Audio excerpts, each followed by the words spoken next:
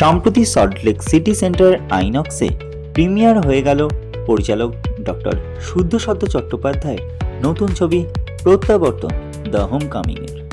প্রযোজক পাঞ্চালী চট্টোপাধ্যায় সহ ছবির কলাকুশলীরা উপস্থিত ছিলেন এই জমকালো সন্ধ্যায়। 6 বন্ধুর রিইউনিয়ন বা পুনর্মিলন এবং জীবনের টানাপোড়েন নিয়ে গড়ে ওঠা এই ছবি দর্শকদের মন জয় করতে পারবে। শুনে নিন নির্মাতারা কি বলছেন এই ছবি নিয়ে। সেখান থেকে অভিনয় কি বলবো ট্রান্সফরমেশন নিয়ে? ডাক্তারি ডেফিনেটলি একটা খুবই কঠিন প্রফেশন, বাট সেখান থেকে অভিনয় বলতে এটা একটা টোটালি ডিফারেন্ট এক্সপিরিয়েন্স। মানে আমার জায়গায় এখানে না থাকলে হয়তো আমার যে ফিলিংটা সেটা বোঝানোটা খুব ডিফিকাল্ট। তবে হ্যাঁ, মানে আমার এটা খুব ভালো লাগে। ছোটোবেলা থেকে আমার এটা মনে হতো যে ডাক্তারি মানে একটা গিক লাইফ। সেখানে গিয়ে আমার এই যে এক্সট্রা ইন্টারেস্টগুলো, যে আমি মডেলিং করতে চাই, সিনেমাটা আমি ভাবিনি সেই লেভেলে, বাট স্ক্রিনে থাকতে চাই, স্টেজ পারফরমেন্স করতে চাই, এগুলো হয়তো আর পরে কখনো পারবো না। বাট সেই জিনিসটা যে ডাক্তারি করেও, স্পেশালি একটা সার্জন হয়ে, surgery we know that is difficult, most difficult stream, but সার্জারির মধ্যে একটা এমার্জেন্সি লাইনে থেকেও এই প্যাশনগুলো যে আমরা পারসিউ করতে পারবো এটা কখনো ভাবিনি। সেই স্কোপটা যে আমি পেয়েছি, I am really grateful for that. একদমই প্রথম এটা, যে যেখানে হচ্ছে মানে একটা সিনেমা যেটা আইনক্সে আমরা রিলিজ করতে, যেখানে মিউজিক ডিরেক্টর থেকে স্টার্ট করে production, concept, acted by doctors. তো obviously this is first time. আমার ক্যারেক্টার হচ্ছে আমি অনিন্দিতা এখানে। হ্যাঁ, আমি এখানে অনিন্দিতা, আমি নায়িকা। তো এখানে হচ্ছে যে আমি কলেজ গার্ল, একজন কলেজ গার্ল যার হচ্ছে নিজস্ব অ্যাম্বিশনস আছে, প্রেম ভালোবাসা যেরকম প্রত্যেকের কলেজে থাকে সেরকম আমার লাইফেও আছে। কিন্তু হ্যাঁ, যেমন সবার লাইফেই থাকে যে একটা হার্ট ব্রেক, কিছু দুঃখ কষ্ট, সেগুলো আমারও আছে। আমি এখানে পরবর্তীকালে টুইস্টটা বলেই দিলাম, পরবর্তীকালে আমি ক্যান্সারে মারা যাই। তো আমার লাইফের প্রেম ভালোবাসা সেটা অপূর্ণ রয়ে যায়। সেই নিয়েই আমার ক্যারেক্টার। আপনার নামটা? আমার নাম doctor Pritha Chattopadhyay. Thank you doctor. আমি গাইনোকোলজিস্ট। একটু দাঁড়া, হ্যাঁ ছবি সেটা যদি একটু বলেন। দেখুন, ডাক্তারদের জীবনের ওপর অনেক গল্প অতীতে হয়েছে, কিন্তু ডাক্তারদের জীবন নিয়ে ডাক্তারদেরই অভিনয় করা, ডাক্তারদের পরিচালনা করা, ডাক্তারদের সুরারোপ করা ছবি পৃথিবীর, পশ্চিমবঙ্গ বা ইন্ডিয়া না, পৃথিবীর ইতিহাসে কোনোদিন হয়নি। এবং 100 জন ডাক্তার, এবং আপনারা বুঝতে পারছেন যে প্রত্যেকটা ডাক্তার কেমন ব্যস্ত থাকে। স্পেশালিটি, সুপার স্পেশালিটি ডাক্তার, তারা তাদের সময় মানে ছেড়ে বা তাদের নিজেদের বিজি শিডিউলের মধ্যেও সময় বের করে তারা শুটিং করেছেন। তার জন্য ডেফিনেটলি অনেক সময় এরকম ঘটনা ঘটেছে, শুটিং শুরু হতে দেরি হয়েছে। একদিন মনে আছে শুটিং ক্যান্সেলও করতে হয়েছে সেই পার্টিকুলার ডাক্তার পৌঁছতে পারেনি বলে, কারণ একটা এমার্জেন্সি ওটি এসেছিলো, সেটা প্রায়োরিটি অবভিয়াসলি। বাট এত কিছু বাধা প্রতিকূলতা পেরিয়েও আমরা যে 100 জনেরও বেশি ডাক্তারকে নিয়ে সিনেমাটা করতে পেরেছি, সেটাই আমাদের কাছে বিরাট একটা কাঙ্ক্ষিত বিষয়। প্রত্যাবর্তনের গল্পটা কি নিয়ে যাবে একটু? প্রত্যাবর্তনের গল্পটা মেনলি হচ্ছে যে 1980 এবং 90-এর দশকে ডাক্তারদের যে জীবন মেডিকেল কলেজে, ওঠানামা, তাদের ভালোবাসা, তাদের পলিটিক্যাল সিনারিও, মানে মেডিকেল কলেজের পরিপ্রেক্ষিতে তাদের পলিটিক্স, সেই জীবনটাকে ফ্ল্যাশব্যাকে দেখানো হয়েছে বর্তমান পরিস্থিতিতে। মানে এখনকার পরিস্থিতি তারা একটা পুনর্মিলন হচ্ছে, সেই পুনর্মিলনে এসে সেই ডাক্তারদের তাদের কলেজ লাইফের স্মৃতি মনে পড়ছে। অনেকটা আপনি বলতে পারেন, একটু হয়তো বড় কথা বলা হয়ে যাবে, বাট হিন্দিতে যেমন 3 Idiots হয়েছিল, সেই স্টাইলেই অনুপ্রেরণা নিয়ে সিনেমাটা বানানো হয়েছে অ্যাকচুয়ালি। আচ্ছা, ডাক্তারি তো একটা প্রফেশন, পেশা, সেটা থেকে অভিনয়তে শিফট করা কতটা কঠিন ছিল? প্রচণ্ডই কঠিন। ওই যে একটু আগে আপনারা শুনলেন যে সিনেমার যিনি হিরো, তিনি খুব ব্যস্ত মেডিসিনের ডাক্তার, তো তাকে মানে এতগুলো শট দেওয়া হবে, এটাই একটা বিরাট চিন্তার ব্যাপার ছিল। বাট সব থেকে বড় ব্যাপার হচ্ছে, যেহেতু আমরা একটা টিম হিসেবে আগে একটা ফর্মেশন করে দিয়েছিলাম যে এই টিমে এই জায়গায় এই লোক অভিনয় করবে, এই কাজটা সামলাবে, এই প্রোডাকশনের দায়িত্ব সামলাবে, তো টিমটা এত ভালোভাবে ফাংশন করেছে যে খুব যে বিরাট অসুবিধা হয়েছে সেটা আমার মনে হয় না। Thank you so much. দেখুন, ডাক্তারি আমরা পেশেন্ট নিয়ে কারবার করি, কিন্তু মানুষ হিসাবে আমরা কিন্তু সর্বদা চেষ্টা করি একটু ভালোবাসা পাওয়ার, একটু আনন্দ পাওয়ার। প্রত্যেকটা মোমেন্টে আমাদের একটা ইচ্ছা থাকে। তো সেই ইচ্ছাটাকে বলতে পারেন এটা একটা মানে বাইরে মানে এক্সপ্রেশন, এবং সেই এক্সপ্রেশন কী দিয়ে হয়?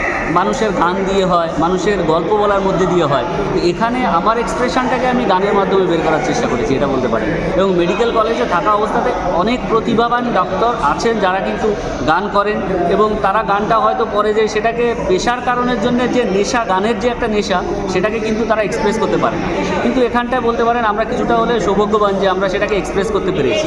সুতরাং এই গান অবশ্যই মেডিকেল কলেজের থিম সং এবং ডক্টর শিবালিক ব্যানার্জিদার যে 3-4খানা গান আছে, প্রত্যেকটা গান দেখবেন ভালো লাগে এরকম বলতে। প্রত্যাবর্তন আপনি বোধহয় দুটো গান গিয়েছেন, সেটা কি আমার ছিল? একটা গান আছে, আচ্ছা, আমার কোন গানটা ছিল?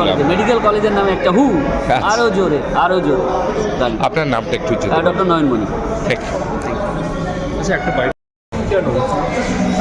ছবিটার অ্যাকচুয়ালি গল্পটাই হচ্ছে যে ডক্টরদের জীবনে, মানে জীবনে যা যা হয় সবই তো একটা, ডক্টররা তো সাধারণ মানুষের বাইরে নয়, তাদের জীবনে ওঠা পড়া প্রেম সব কিছু। তো আমরা যখন সবাই কলেজে পড়ি, সে যে স্ট্রিমেই হোক না কেন, সবারই কিছু না কিছু অভিজ্ঞতা থাকে। সো এই গল্পে প্রত্যাবর্তন মানে হচ্ছে ঘরে ফেরা। যেমন একটা কলেজ আমাদের সবার কাছে, নট অনলি মেডিকেল কলেজ, আমাদের ক্ষেত্রে মেডিকেল কলেজ, বাকি সবাই কলেজ একটা নিজের বাড়ি অলমোস্ট। সেখানে বন্ধুদের ফেরা, ছাত্রদের ফেরা, প্লাস কিছুটা সেই প্রেমের মানুষের ব্যাপারটাও ফেরা, এই নানা রকম আঙ্গিক গল্পটার মধ্যে আছে বলেই গল্পটার টাইটেল প্রত্যাবর্তন। আর ডাক্তারি প্রফেশনের সাথে এরকম একটা ছবি বানানো কতটা টাফ ছিল? খুব বেশি টাফ না। দেখুন, ব্যাপারটা হচ্ছে যদি আপনার একজন অ্যাক্টারের ক্ষেত্রে সবথেকে ইম্পর্টেন্ট হচ্ছে তার টেকনিশিয়ান এবং ডিরেক্টর, তারা যদি আপনার ক্ষেত্রে খুব মানে কমফোর্টেবল হয় বা হেল্প করে, খুব একটা অসুবিধা কিন্তু হয় না। মানে আমার মনে আছে টোটাল ছবি শুটিং হয়েছিল অলমোস্ট 8 থেকে 10 দিন।